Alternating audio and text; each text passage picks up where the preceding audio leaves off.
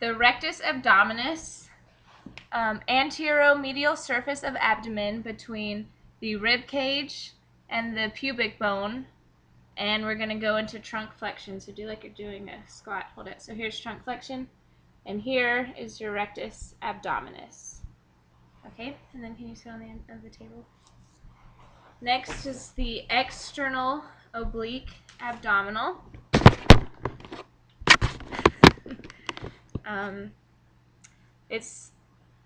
We're gonna rotate. So just do like a side rotation.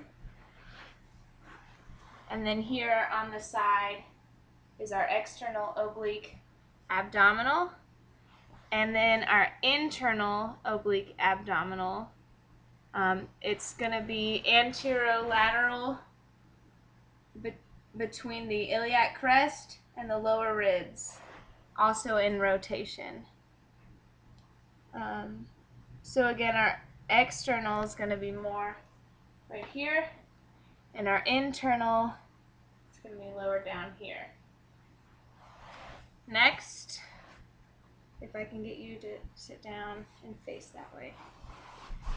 Next is the erector spinae. It's deep and more difficult to distinguish from other muscles in this cervical thoracic region.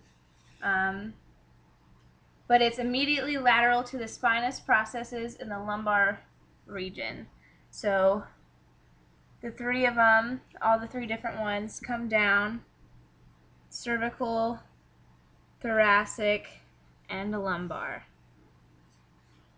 And then the sternocleidomastoid, if you can turn around and face. It's anterolateral neck, diagonally between the origin and insertion. So our sternocleidomastoids are going to be right here, and with cervical rotation, we can see it pretty nicely right here. And then the splenius cervicis, if you can turn around again. The splenius cervicis and the splenius capitis.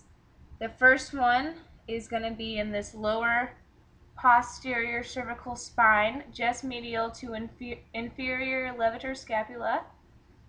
And then the capitis is deep to the trapezius, inferiorly, and sternocleidomastoid superiorly.